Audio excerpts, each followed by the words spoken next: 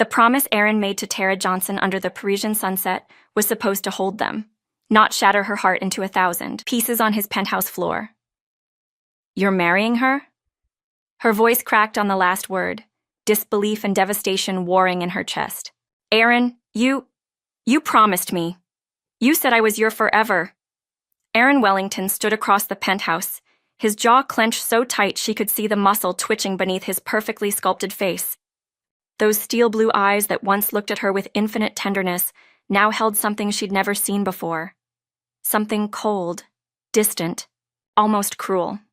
"Things changed, Tara." His voice was flat, emotionless, so unlike the man who'd whispered poetry against her skin just nights ago. "What we had, it was fun, but Vivian is more suitable for my position. You have to understand, this is business." Business, the word felt like a slap. Tara's hands trembled as she pressed them against her chest, trying to hold herself together. Her brown skin looked luminous even in her anguish, tears creating trails down her high cheekbones. She'd worn the emerald dress he loved tonight, had come to surprise him with news that would change everything. "But now, you told me you loved me," she whispered, taking a step forward. 3 weeks ago, Aaron. You got down on one knee in front of the Eiffel Tower and you promised me. I said things change." His shout echoed through the cavernous space, and for just a fraction of a second, she saw something flicker in his eyes. Pain? Regret? But it vanished so quickly she wondered if she'd imagined it. He turned away from her, his broad shoulders rigid beneath his custom suit. "The engagement announcement goes public tomorrow. I think it's best if you're not around." Tara felt her knees weaken. This couldn't be real. This had to be some nightmare. The man who'd traced the curve of her spine and called her his queen, his everything, his reason for breathing, that man wouldn't do this. That man wouldn't look at her like she was nothing. "So that's it?" Her voice was barely audible now. "Everything we built, everything we planned, you're just throwing it away, throwing me away?" Aaron's hand gripped the edge of his desk until his knuckles went white, but he didn't turn around. "Leave, Tara, please." That last word, please, came out strangled, desperate, so at odds with everything else he'd said. But Tara was too shattered to notice, too broken to see the way his shoulders shook or hear the hitch in his breath. She picked up her clutch with shaking hands, her engagement ring, his ring, the one he'd slipped onto her finger with tears. In his eyes, suddenly feeling like a shackle. She twisted it off and set it on the glass coffee table with a soft clink that sounded like a death knell. "I hope she's worth it," Tara said, her voice hollow. "I hope she's worth destroying the best thing that ever happened to you." She walked toward the elevator, each step feeling like she was wading through concrete. She pressed the button and waited, praying he would stop her, call her name, tell her this was all some horrible misunderstanding. The elevator arrived with a cheerful ding that felt obscene. Aaron never turned around. As the doors slid closed, sealing her away from the only man she'd ever truly loved, Tara finally let the sobs come. She didn't see Aaron collapse against his desk the moment she was gone, didn't hear his anguished cry, didn't know about the photos spread across his desk. Photos of her, surveillance shots taken from every angle, with crosshairs drawn over her beautiful face and a simple message typed across the bottom. "Call off the engagement, or she dies."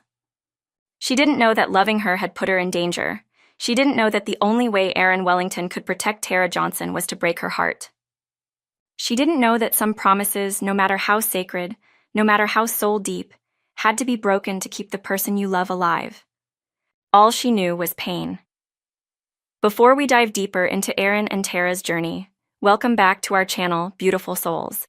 If you're new here, don't forget to hit that subscribe button and turn on notifications so you never miss our heart-wrenching love stories. We want to give a special shout-out to our amazing loyal viewers, Sandra Hooper from South America, Shirley Williams from Arkansas, and Florence Legister from Jamaica. Thank you for always being here with us. We see you and we appreciate you. Keep engaging with our stories, dropping those comments and sharing your thoughts. Who knows? You may earn a shout-out in our next story if you stay active and connected with our community. Now let's go back 3 months to where it all began. "You're blocking my son." Tara didn't look up from her book, but she could feel the presence looming over her beach chair. Tall, confident, probably used to women falling at his feet. Well, she wasn't about to be one of them. She'd come to St. Lucia to escape drama, not invite more of it. My apologies. The voice was deep, smooth as aged whiskey with just a hint of amusement. Though I should mention, you're sitting in front of my villa. That made her look up. And oh. The man standing before her, silhouetted against the Caribbean sun, was possibly the most handsome human being she'd ever seen. Tall and broad-shouldered, with dark hair slightly tousled by the ocean breeze, a strong jaw, and eyes so blue they rivaled the water behind him. He wore simple linen pants and an unbuttoned white shirt that revealed a chest sculpted by what had to be a very expensive personal trainer. Tara raised an eyebrow, refusing to be intimidated by either his looks or his apparent wealth. Your villa has about 200 feet of private beach. I'm sure you can find somewhere else to stand. His lips curved into a smile that did absolutely unfair things to his already unfair face. I could, but then I wouldn't get to find out what's so fascinating in that book that you'd ignore a perfect stranger trying to strike up a conversation. Maybe that's precisely why I'm reading. She marked her page and gave him her full attention, determined not to be just another woman dazzled by his charm. Did you consider that I might be here to avoid conversation? Ouch. He pressed a hand to his chest in mock injury, but his eyes sparkled with genuine delight. I'm Aaron, by the way, Aaron Wellington. He said the name like it should mean something. It probably did. Billionaires usually made sure everyone knew who they were. But Tara had spent the last month deliberately avoiding news, social media, and anything else that reminded her of her ex and his very public new relationship. Tara, she offered, but didn't extend her hand. And I'm still reading Aaron Wellington. What would it take to earn 5 minutes of your time? She pretended to consider, even though something about his genuine smile, not the practiced charm, but the real warmth, underneath was already melting her defenses. An excellent reason why I should care about anything you have to say. Aaron sat down in the sand beside her chair, seemingly unconcerned about his expensive linen pants. The move surprised her. Most men like him expected her to accommodate them, not the other way around. I could tell you about my portfolio or my companies, he said, drawing patterns in the sand. I could name drop or try to impress you with expensive things, but honestly, I just watched you refuse to be impressed by any of that, and it's the most refreshing thing I've experienced in years. He looked up at her, and this time there was something vulnerable in those blue eyes. So here's my reason. I'm tired of people who only see my last name, and you seem like someone who sees the person instead. Tara felt her carefully constructed walls crack just a little. There was something raw in his honesty, something that resonated with her own exhaustion at being seen as a trophy or a stepping stone, rather than a complete person. 5 minutes, she conceded, closing her book. But I'm timing you. Aaron's answering grin was brilliant, boyish, completely genuine. He ended up staying for 3 hours. They talked about everything and nothing, her work as a hospital administrator, his frustration with corporate politics, their shared love of old jazz and terrible reality TV, the way they'd both rather have tacos than caviar. Aaron made her laugh until her sides hurt with his impression of a stuffy board member. Tara challenged every assumption he made, refusing to let him coast on charm alone. When the sun began to set, painting the sky in shades of gold and pink, Aaron stood and offered his hand. Have dinner with me, he said. Not a command, but a question. Please. I promise the food at my villa is exceptional, and the conversation will be even better. Tara looked at his outstretched hand, at the hope in his eyes, at this man who'd somehow slipped past every defense she'd built. One dinner, she said, placing her hand in his. But I'm keeping my room key in my pocket, and if you turn out to be a serial killer, I'm very good at self-defense. Aaron's laugh rang out across the beach, pure and unguarded. Noted. Though for the record, I'm much more dangerous with spreadsheets than weapons. That dinner turned into a midnight walk on the beach. The walk turned into breakfast the next morning, prepared by his chef while they watched the sunrise from his terrace. Breakfast turned into a day exploring the island together, Aaron insisting on driving a beat-up rental Jeep instead of his usual luxury vehicle because Tara said she wanted an adventure. By the third day, they'd shared their first kiss, tender and searching, on a hidden beach Aaron knew about, with the waves crashing around them and his hands cradling her face like she was something precious. I don't do this, Aaron had whispered against her lips. Fall this fast, feel this much. Neither do I, Tara had admitted, her fingers tangled in his hair. It terrifies me. Good. He'd kissed her again, deeper this time. I'd be worried if I was the only one scared. By the end of the week, Tara had missed her flight home. By the end of 2 weeks, Aaron had extended his stay indefinitely. By the end of the month, they both knew that what had started as a vacation fling had transformed into something far more profound. "Come back with me," Aaron had said on their last night in St. Lucia, lying tangled together in his villa's master suite, the ocean breeze cooling their heated skin. "To New York. I know it's fast. I know it's crazy, but Tara..." He'd propped himself up on one elbow, looking down at her with such intensity it stole her breath. "I can't imagine my life without you in it anymore. These past weeks, you've reminded me what it feels like to be seen, to be real, to be happy." Tara had traced the line of his jaw, her heart both soaring and terrified. "I have a life in Chicago. A job, an apartment, friends. I know." He'd caught her hand and pressed it to his chest, letting her feel his racing heartbeat. "And I'm not asking you to give up anything. I'm asking you to add to it, add me. Add us, we'll figure out the logistics. I have a plane, you have vacation days, we'll make it work." His voice had dropped to a whisper. "Just say you'll try. Say this doesn't end when we leave paradise." She'd pulled him down for a kiss that answered better than words ever could. The next 3 months were a whirlwind romance that belonged in movies, not real life. Aaron flew to Chicago every weekend, sometimes just for a day, once even for a single evening, because Tara had mentioned missing him. He'd show up at her hospital with coffee and croissants, charming her colleagues while making it clear his attention was only for her. He'd cook dinner in her modest apartment, insisting he preferred it to any 5-star restaurant because it felt like home. Tara spent long weekends in New York, staying in Aaron's penthouse, but also exploring the city together like tourists. He'd take her to tiny jazz clubs in Brooklyn where no one recognized him, to late-night diners where the coffee was terrible but the pie was perfect. He'd hold her hand in Central Park and tell her stories about his childhood, about the pressure of expectations, about feeling like he was drowning in his own success until he'd met her. "You make me feel like I can breathe," he'd told her once on a rooftop at midnight with the city spread out beneath them. "Like there's more to life than board meetings and bottom lines." "You make me feel seen," she'd replied, resting her head on his shoulder. "Not just as a woman or a professional, but as all of me. The messy parts, the ambitious parts, the parts that love bad karaoke and cry at sappy commercials. They fit. Despite the differences in their worlds, despite the complexities of their lives, they fit." Aaron introduced her to his mother, a warm, elegant woman who'd hugged Tara tight and whispered, "Thank you for bringing my son back to himself." He brought her to galas and charity events, always keeping her close, always making sure she was comfortable, never letting anyone treat her as anything less than his equal.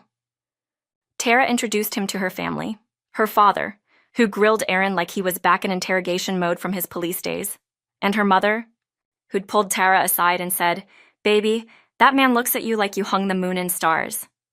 Don't let him go." 3 months felt like 3 years, like 3 lifetimes.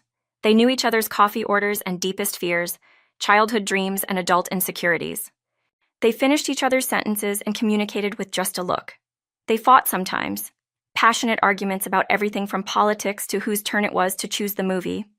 But they always talked it through, and then came Paris. Aaron had surprised her with a trip, saying he had business in France and wanted her with him. They'd spent their days exploring the city, the Louvre, Notre Dame, tiny patisseries in the Marais. They'd drunk wine by the Seine and stolen kisses in hidden courtyards. On their last evening, Aaron had taken her to the Eiffel Tower at sunset. They'd ridden to the top platform, and as the sun painted the sky in impossible colors, as the city of lights began to glow beneath them, Aaron had taken both her hands in his. "Tara Johnson," he'd said, his voice shaking with emotion. "3 months ago, you were blocking my sun. Today, you are my sun, my moon, my entire universe." He'd dropped to one knee, pulling out a ring that caught the fading light, an emerald surrounded by diamonds, chosen because he remembered her saying emeralds were her favorite. "I know we haven't known each other long by traditional standards, but I've never been more certain of anything in my life. Marry me, build a life with me. Let me spend every day for the rest of my life earning the gift of your love. Tara had been crying before he'd finished, had pulled him up and kissed him with her whole heart before gasping out, "Yes, yes, 1,000 times yes." They'd made love that night with a desperate tenderness, whispering promises against each other's skin. Forever they'd sworn, always, nothing would tear them apart. Tara had fallen asleep with her head on his chest, her engagement ring catching the moonlight, certain she'd found her fairy tale ending. She'd had no idea the nightmare was about to begin. The first sign had been subtle. Aaron had seemed distracted on the flight home, his jaw tight, his responses clipped. When she'd asked if something was wrong, he'd kissed her forehead and blamed jet lag. The second sign had been clearer. He'd canceled their dinner plans 2 nights in a row, citing emergency meetings. His texts became shorter, less frequent. When they did see each other, there was a tension in him she'd never felt before. By the end of the second week back from Paris, Aaron had stopped saying "I love you" without prompting. By the end of the third week, Tara had seen the announcement about the Wellington-Ashford merger, a business alliance that would create one of the largest financial empires in the country. And standing next to Aaron in the press photos was Vivian Ashford, blonde and beautiful and sophisticated in a way that made Tara's stomach turn. The article mentioned close personal ties and a partnership that goes beyond business. Tara had called Aaron immediately. He'd ignored it. She'd called again and again. Finally, he'd texted, "We need to talk. Come to the penthouse tonight."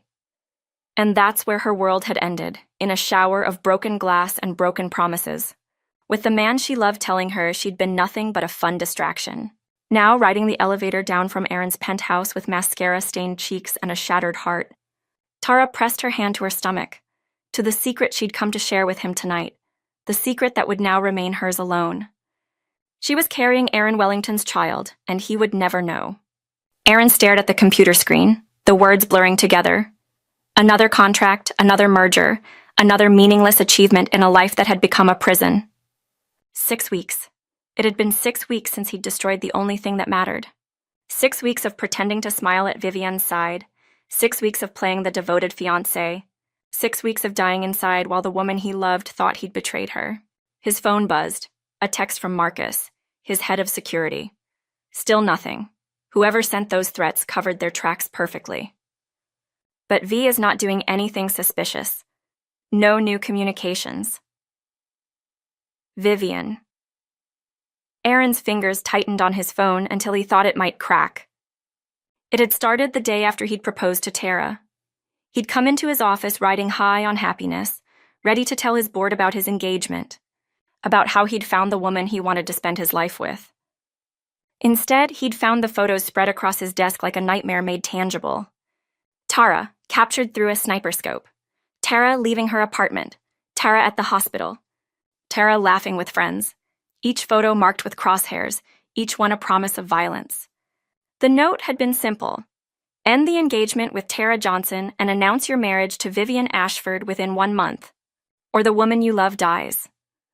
We're watching her constantly, one word to anyone, police, security, Tara herself, and she's dead. Proof of your compliance will be your distance. Make her believe you never loved her. Make her leave on her own. If she's hurt, if she suspects, if you try to protect her anyway but this, we'll know. And she'll pay the price. Aaron had torn his office apart looking for cameras, bugs, anything. Marcus had swept the entire building. Nothing. Whoever was threatening Tara was a ghost, someone with resources and reach that terrified him. The worst part? He had no idea why. The note hadn't demanded money or business concessions. It simply demanded he marry Vivian and destroy Tara in the process. For 3 weeks, he'd tried everything. He'd hired private investigators, security firms, even reached out to contacts in law enforcement under the guise of other business. Nothing. Every lead went cold. Every attempt to trace the threats led nowhere. And meanwhile, the deadline ticked closer. In the end, Aaron had made the only choice he could live with. Barely. He'd pushed Tara away with both hands, had said things that made him hate himself, had watched her break and done nothing to stop it because her tears meant she was alive. Her pain meant she was safe. The night she'd left his penthouse, he'd destroyed half his furniture in rage and grief. Marcus had found him at dawn, still clutching the engagement ring Tara had left behind, still seeing the devastation in her eyes. There has to be another way, Marcus had said. If there is, I haven't found it. Aaron's voice had been hollow. And I'm out of time. The engagement to Vivian goes public tomorrow, or... He hadn't needed to finish, or Tara dies. Now, 6 weeks later, the wedding was 2 months away. Vivian played her part beautifully. She'd always been ambitious, always wanted the social status that came with being a Wellington bride. She didn't love him. He didn't love her. It was business, exactly as he'd told Tara. The cruelest truth of all, a knock on his office door pulled him from his spiraling thoughts. Vivian entered without waiting for permission. Perfectly coiffed as always, wearing a dress that probably cost more than most people's cars. Darling, we have the venue walkthrough in an hour. Her tone was pleasant but businesslike.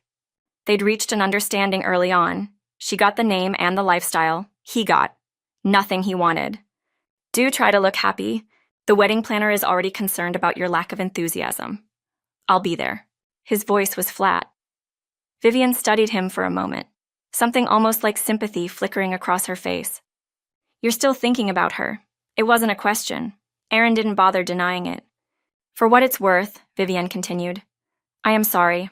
I don't know why Father insisted on this marriage so urgently, but I know you didn't want it. She paused at the door. If you want to back out, I won't stop you. Aaron's head snapped up. Your father insisted? Well, yes, quite forcefully actually, said it was essential for the merger, that it had to be you and me specifically, that the timeline was non-negotiable. She frowned. You didn't know? Something cold slithered down Aaron's spine. Gerald Ashford had pushed for this marriage, had set the timeline. Aaron had assumed it was Vivian's ambition, but if her father was behind it. Vivian, did your father ever mention Tara? The woman you were engaged to? No, why would... She stopped, her eyes widening.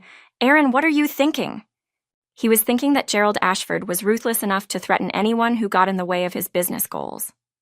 He was thinking that a marriage alliance with the Wellingtons would give Ashford unprecedented access to Aaron's financial empire. He was thinking that he'd been so focused on protecting Tara that he'd missed the most obvious answer. Gerald Ashford wanted control of Wellington Industries, and he'd found the perfect lever, threaten the woman Aaron loved. I need to make a call. Aaron was already reaching for his phone, dialing Marcus. And Vivian, you might want to have a conversation with your father. Aaron, if Father is behind something, go. His tone was sharp. Now, before you're implicated in whatever this is. The moment she left, Marcus answered. Boss? Gerald Ashford. I want to know everything. Business dealings, associates, communications over the past 3 months. Everything. You think he's behind the threats? I think he's the only one with motive and means. The merger gives him access to Wellington assets. Marriage to his daughter gives him influence over company decisions. And he knew about Tara. I introduced her at that charity gala his family sponsored. I'm on it, but boss, if you're right, we need to be careful. Ashford has serious connections. I don't care if he has connections to the president himself. Aaron's voice was steel. He threatened Tara. He made me hurt her. He's going to pay for that. After hanging up, Aaron pulled up his computer and did something he'd been avoiding for 6 weeks.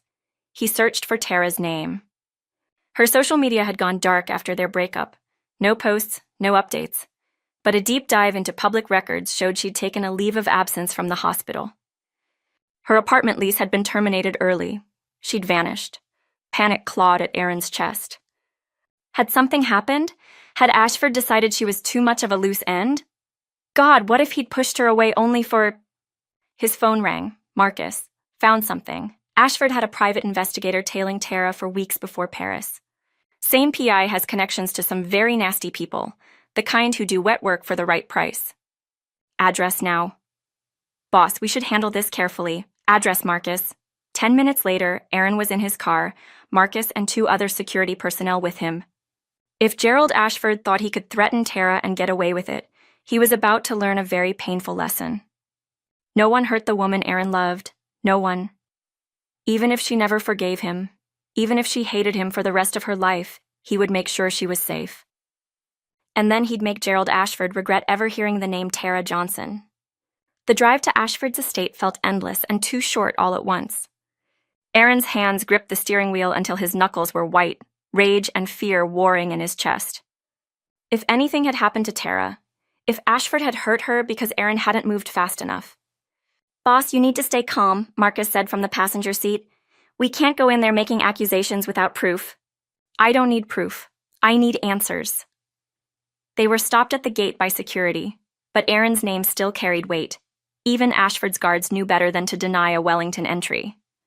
The estate was massive, old money combined with new excess, the kind of place that screamed power and privilege. Gerald Ashford met them in his study, a portly man in his 60s with cold eyes and a smile that never reached them. "Aaron, what a surprise! If this is about the wedding plans, I'm sure Vivian—" "Where is she?" Aaron's voice was dangerously quiet. "I'm sorry, Tara Johnson." "Where is she?" Ashford's expression didn't change, but something flickered in his eyes. "Understanding calculation. I have no idea what you're talking about." Aaron crossed the room in 3 strides, getting in Ashford's face.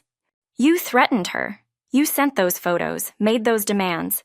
You forced me to break her heart so you could control me through your daughter. So I'll ask one more time. Where is Tara?" "I suggest you step back, Mr. Wellington." Ashford's tone remained pleasant, but there was steel underneath.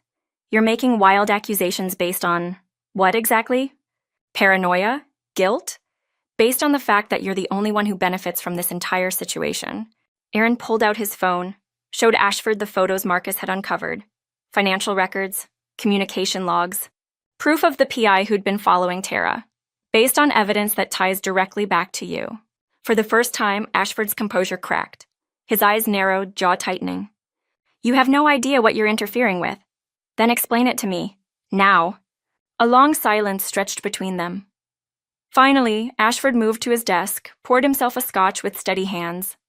"You were never supposed to know. The marriage was meant to be, mutually beneficial. Vivian gets status. I get nothing I want," Aaron snarled. "You took everything from me." "I took nothing. I simply guided events toward an optimal outcome." Ashford sipped his drink.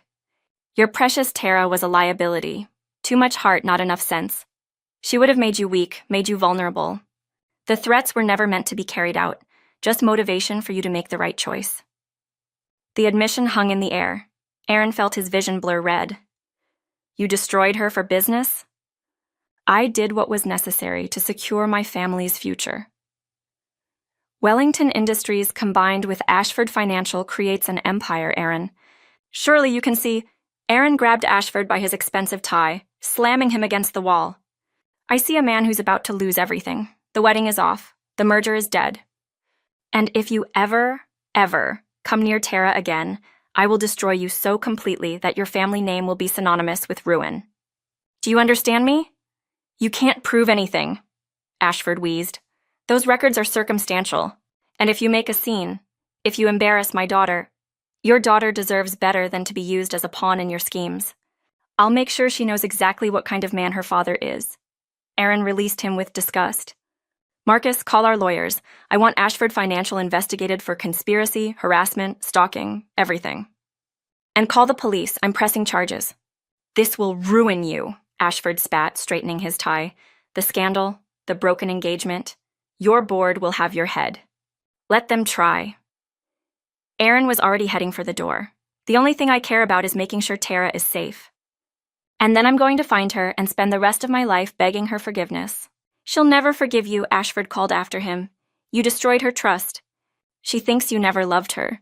You'll never get her back." Aaron paused in the doorway, his voice quiet but fierce. "Maybe not. Probably not. But at least she'll know the truth. At least she'll know that every word I said to her in Paris was real, that breaking her heart broke mine, that I would have done anything to keep her safe." He left Ashford standing in his study, the man's threats and bluster fading behind him. Marcus was already on the phone with their legal team. The other security personnel were documenting everything, gathering evidence. But Aaron barely noticed, because now came the hardest part. Finding Tara, and somehow convincing her that the cruelest thing he'd ever done was an act of love. 3 days later, Tara stood in her new apartment, a modest 1-bedroom in Portland, Oregon, as far from New York and Chicago as she could manage, and tried to convince herself she was fine. She'd thrown herself into the move, into starting over. New city, new hospital, new life. She was 3 months pregnant now, her secret growing more impossible to hide. Soon she'd have to tell her family, her friends, everyone. But she couldn't. Not yet. Because telling them meant explaining Aaron. And she still couldn't talk about him without feeling like she was being torn apart. Her phone rang. Her mother, for the 3rd time that day. Tara let it go to voicemail, listening to the worried message about how she'd disappeared, how no one had heard from her in weeks, how they were all so concerned. Baby, whatever happened with that man, we love you. Please call us back. Please let us help. Tara wiped away tears that seemed perpetual these days. She wanted to call, wanted to pour out the whole story to her mother's sympathetic ear. But the shame of it, of being so wrong about someone, of loving so deeply and being discarded so easily, kept her silent. A knock on her door startled her. She wasn't expecting anyone. No one even knew she was here. Cautiously, she checked the peephole and felt her heart stop. Aaron. He looked terrible, haggard and unshaven, his eyes bloodshot, his usual perfectly pressed appearance replaced with wrinkled clothes that suggested he'd been wearing them for days. But he was here, standing outside her apartment.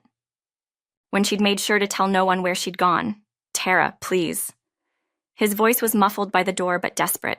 I know you don't want to see me. I know you probably hate me, but I need 5 minutes. Just 5 minutes to explain. There's nothing to explain, she called back, hating how her voice shook. You made your choice. Now leave me alone. I can't, because everything I said to you that night was a lie. Tara pressed her palm against the door, her breath catching. What? The engagement to Vivian, telling you that you were just fun, all of it. Lies. Tara, someone threatened to kill you if I didn't push you away. They had photos of you through a sniper scope. They said if I tried to protect you anyway but making you leave, they'd know. They'd hurt you. She wanted to believe it was another lie, another manipulation. But the raw pain in his voice, the desperate sincerity, it was the Aaron she'd fallen in love with in St. Lucia, the real one, not the cold stranger in his penthouse. With shaking hands, she opened the door. Aaron looked like he'd been to hell and crawled back. His eyes locked on hers with such intensity that she had to grip the doorframe to stay standing. How did you find me? She whispered. Hired every investigator I could find. Spent the last 3 days searching. I had to know you were safe. Had to know that ending things had actually protected you. He took a shaky breath. It was Gerald Ashford, Vivian's father. He wanted control of my company, and he knew the only way to force my hand was to threaten you. I have proof now, evidence. He's being charged with conspiracy and harassment. The engagement is off. The merger is dead. Tara felt dizzy, her hand moving unconsciously to her stomach. You're telling me that everything, the breakup, Vivian, all of it was to protect me? Yes, Aaron's voice broke. I know it doesn't excuse the pain I caused. I know I should have found another way, should have trusted you with the truth. But Tara, the thought of anything happening to you, the thought of you being hurt because of me, I couldn't risk it. I couldn't. She studied his face, looking for the lie, for the crack in the facade. But all she saw was devastation, love, desperate hope. You broke my heart, she said, tears spilling over. You made me think everything we had was fake. I know. God, Tara, I know. He reached out but stopped himself, his hand falling back to his side. I broke my own heart too. These past 6 weeks have been torture. Not being able to call you, to see you, to tell you that every moment in Paris was real, that I meant every word of my proposal. Why should I believe you now? But even as she asked, she knew. She could feel the truth of it resonating in her bones, in the part of her that had never truly accepted that Aaron could be so cruel.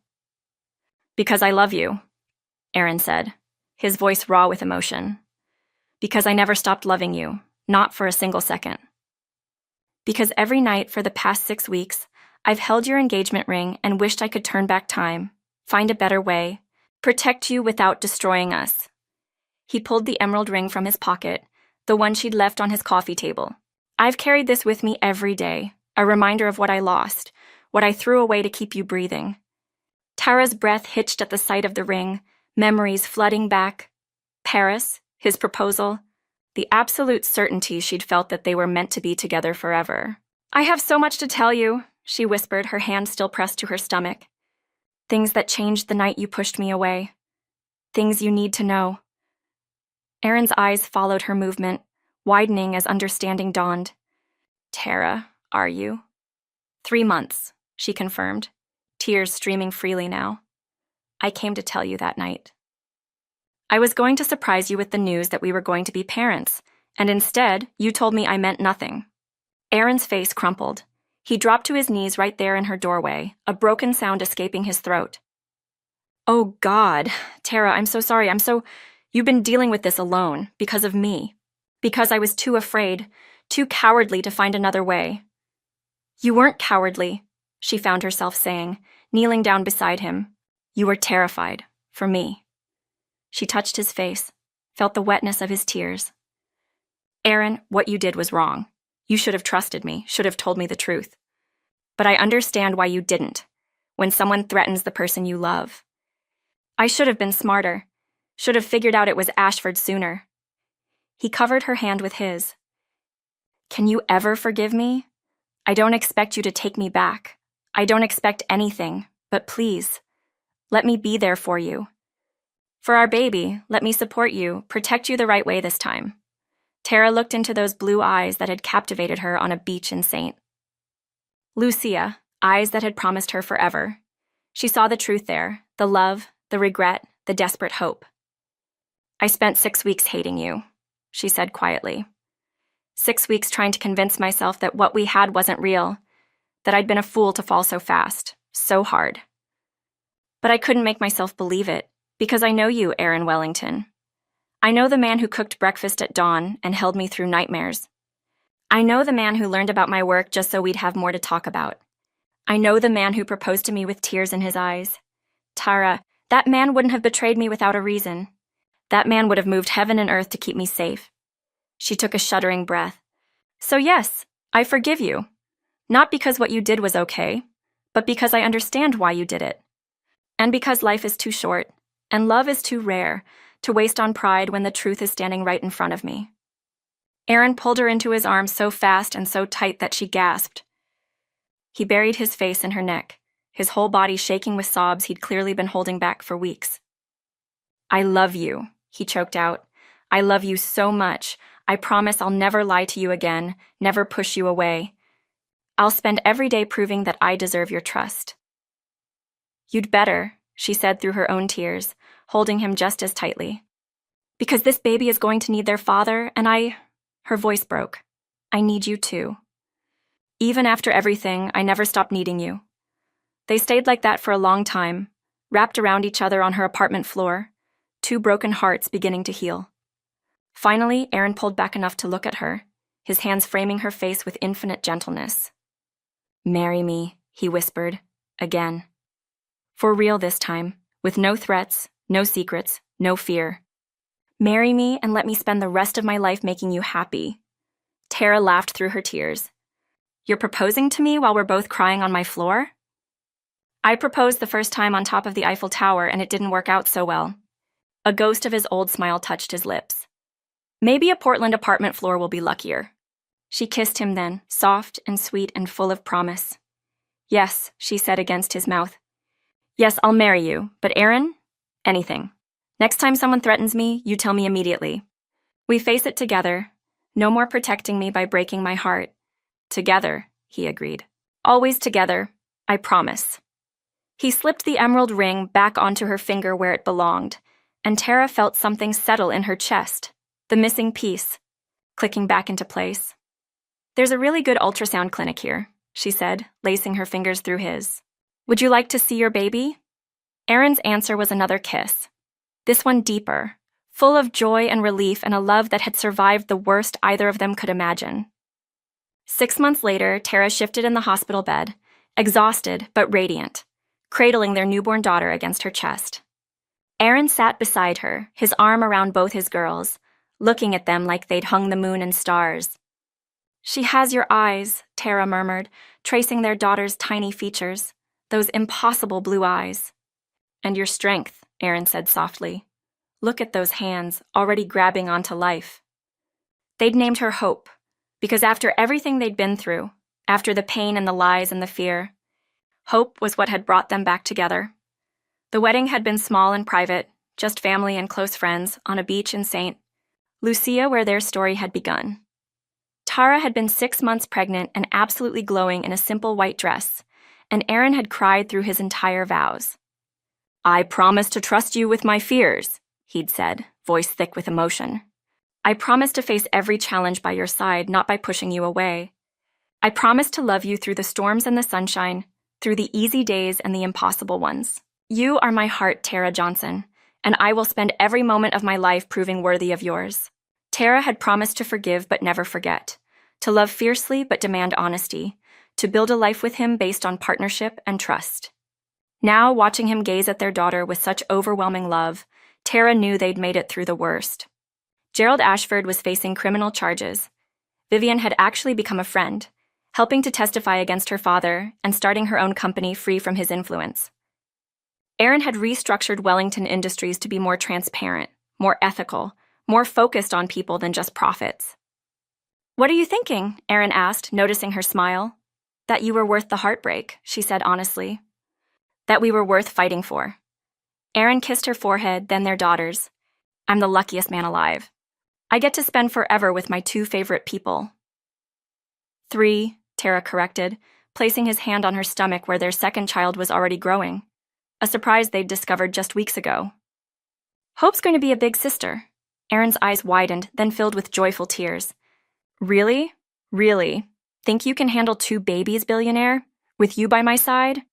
He kissed her deeply, tenderly. "I can handle anything." And as Hope made a tiny sound of protest at being squished between her kissing parents, both Tara and Aaron laughed.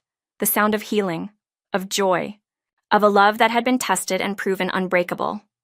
The promise Aaron had broken hadn't been the end of their story. It had been the beginning of their forever,